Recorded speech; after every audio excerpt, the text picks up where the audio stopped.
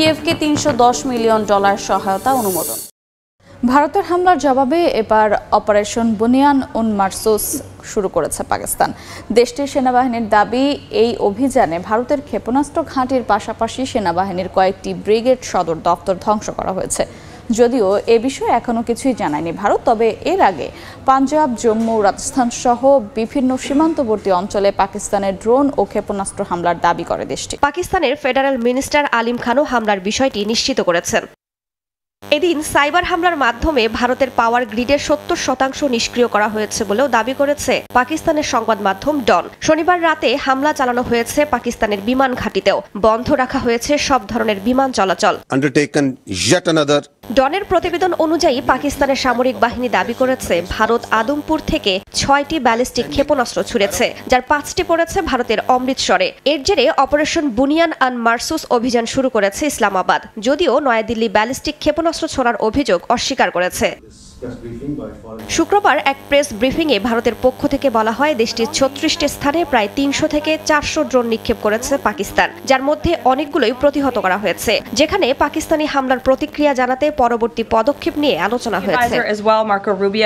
এদিকে white house জানিয়েছে মার্কিন পররাষ্ট্রমন্ত্রী মার্কো রুবিও দুই দেশের নেতাদের সঙ্গে যোগাযোগ রাখছেন। প্রেসিডেন্ট ট্রাম্প চান দুই দেশ উত্তেজনা কমিয়ে আলোচনার মাধ্যমে সমাধানে পৌঁছাবে। যুক্তরাষ্ট্র ইরান চলমান আলোচনার মধ্যেই তেহরানের বিরুদ্ধে গোপন পরমাণু স্থাপনা তৈরির অভিযোগ এনেছে ইসরায়েল।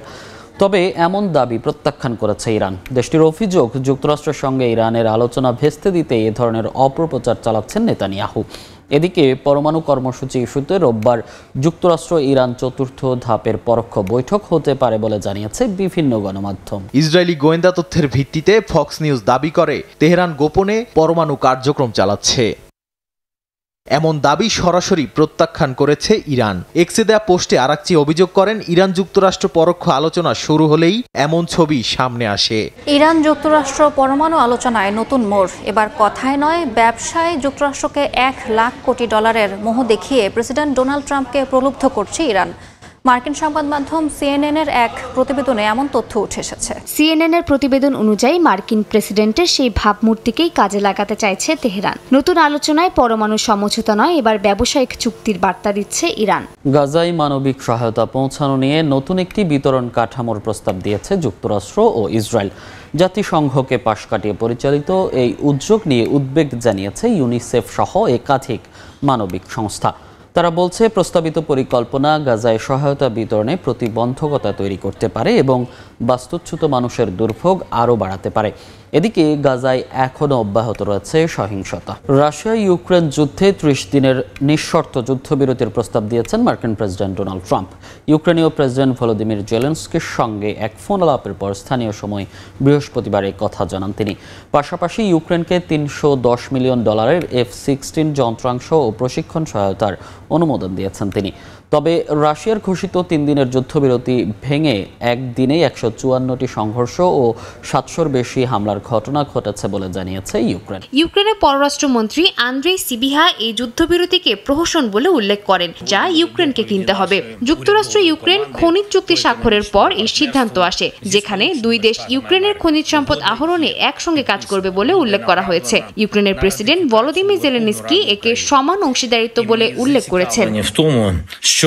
ক্রেমলিন মুখপাত্র দিমিত্রি পেসকভ জানান, রাশিয়া এই যুদ্ধবিরতি সমর্থন করে। নানা আয়োজনে দ্বিতীয় বিশ্বযুদ্ধে বিজয়ের 80 বছর পূর্তি উদযাপন করল ইউরোপের বিভিন্ন দেশ। ব্রিটেন, ফ্রান্স ও ইউক্রেন নানা আয়োজনে নাৎসি বাহিনীর আত্মসমর্পণের সেই দিনটিকে স্মরণ করেছে। সেনাবাহিনী প্রয়োজনীয় ব্যবস্থা নিচ্ছে এবং উৎক্ষেপণের পেছনের প্রেক্ষাপট ও উদ্দেশ্য বিশ্লেষণ করছে। তবে এটি মূল্যায়ন করা হয়েছে যে এই উৎক্ষেপণ সম্ভবত রপ্তানির জন্য কর্মদক্ষতা যাচাই বা উড্ডয়ন স্থিতিশীলতা পরীক্ষা করতেই চালানো হয়েছে। চীনের উপর আরোপিত আমদানি শুল্ক 80% নামিয়ে আনার বিষয়টি বিবেচনায় নিচ্ছেন মার্কিন প্রেসিডেন্ট ডোনাল্ড ট্রাম্প।